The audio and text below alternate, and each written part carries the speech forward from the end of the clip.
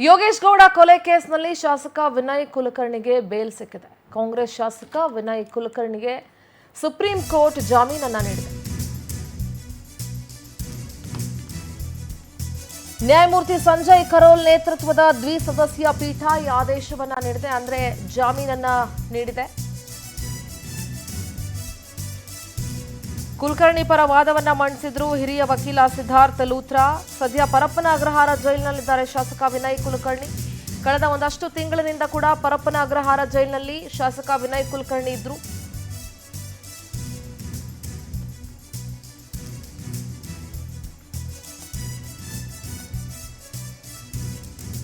ಸದ್ಯ supreme court ಜಾಮೀನನ್ನ ನೀಡಿದೆ.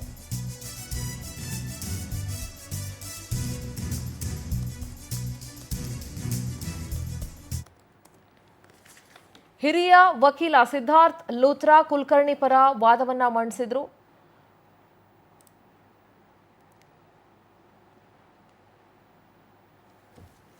ಸದ್ಯ ಪರಪ್ಪನ ಅಗ್ರಹಾರ ಜೈಲಿನಲ್ಲಿದ್ದಾರೆ ಶಾಸಕ ವಿನಯ್ ಕುಲಕರ್ಣಿ. ಬಿಜೆಪಿ ಕಾರ್ಯಕರ್ತನ ಕೊಲೆ ಪ್ರಕರಣ ಸಂಬಂಧಪಟ್ಟಂತೆ ಕಾಂಗ್ರೆಸ್ ಶಾಸಕ ವಿನಯ್ ಕುಲಕರ್ಣಿ ವಿರುದ್ಧ ಆರೋಪ ಇತ್ತು, ಜೈಲಿನಲ್ಲಿ ಕೂಡ ಇದ್ರು. ಸದ್ಯ ಈಗ ಸುಪ್ರೀಂ ಮೆಟ್ಟಿಲೇರಿದಂತಹ ವಿನಯ್ ಕುಲಕರ್ಣಿಗೆ ಸುಪ್ರೀಂ ಜಾಮೀನನ್ನ ನೀಡಿದೆ.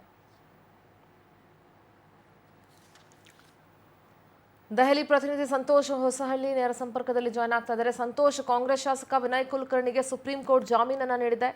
ಸದ್ಯದ ಅಪ್ಡೇಟ್ಸ್ ಏನ್ ಸಿಗ್ತಾ ಇದೆ ಸಂತೋಷ್?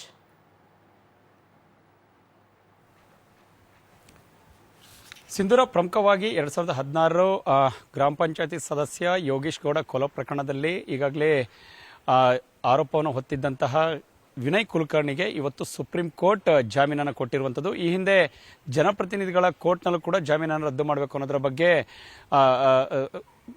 ಪೊಲೀಸರು ತಮ್ಮ ಒಂದು ಅರ್ಜಿಯನ್ನು ಸಲ್ಲಿಸಿದ್ರು, ಅಲ್ಲಿ ಕೂಡ ರದ್ದಾಗಿತ್ತು. ಅದನ್ನ ಸುಪ್ರೀಂ ಕೋರ್ಟಿಗೆ ಮೇಲ್ಮನವಿಯನ್ನು ಸಲ್ಲಿಸಿದ್ದಂತಹ ವಿನಯ್ ಕುಲಕರ್ಣಿ ಇವತ್ತು ಮತ್ತೆ ಒಂದು ಅರ್ಜಿಯ ವಿಚಾರಣೆಯನ್ನು ಕೂಡ ಸುಪ್ರೀಂ ಕೋರ್ಟ್ ವಿಚಾರಣೆಗೆ ಕೈಗೆತ್ತಿಕೊಂಡಿದ್ದು. ಜೊತೆಗೆ ಈ ಹಿಂದೆ 2 ಬಾರಿ ಜನಪ್ರತಿನಿಧಿಗಳ ಕೋರ್ಟ್ಗೆ ಸಂಪೂರ್ಣ ವಿವೇಚನೆಗೆ ಬಿಟ್ಟಿದ್ದಂತಹ ಸುಪ್ರೀಂ ಕೋರ್ಟ್ ಇವತ್ತು ಅಂತಿಮವಾಗಿ ಅವರಿಗೆ ಜಾಮೀನನ್ನು ನೀಡುವ ಮುಖಾಂತರವಾಗಿ ಪ್ರಕರಣದಲ್ಲಿ ಯಾವುದೇ ರೀತಿಯಾದಂತಹ ಒಂದು ಅವರ ಆರೋಪಗಳಿಗೆ ಸಾಕ್ಷಿಗಳು ಸಿಕ್ಕಿಲ್ಲ, ಅಂದ್ರೆ ಈಗಾಗಲೇ ಆರೋಪ ಮಾಡಿದಂತಹ ಯೋಗೇಶ್ ಗೌಡ ಪರ ವಕೀಲರು ಆರೋಪವನ್ನು ಮಾಡ್ತಾ ಇದ್ರು, ಅಂದ್ರೆ ವಿನಯ್ ಕುಲಕರ್ಣಿ ಇದರಲ್ಲಿ ಭಾಗಿಯಾಗಿದ್ದಾರಂತ, ಅದಕ್ಕೆ ಯಾವುದೇ ರೀತಿಯಾದಂತಹ ಪುರಾವೆಗಳು ಇಲ್ಲ ಅನ್ನುವಂಥದ್ದನ್ನ ಈಗಾಗಲೇ ಸುಪ್ರೀಂ ಕೋರ್ಟ್ ಅರಿತುಕೊಂಡು ಇವತ್ತು ಜಾಮೀನನ್ನು ಕೂಡ ನೀಡುವುದಕ್ಕೆ ಮುಂದಾಗಿರುವಂತಲ್ಲಿ ಗಮನಿಸಬೇಕಾಗುತ್ತೆ.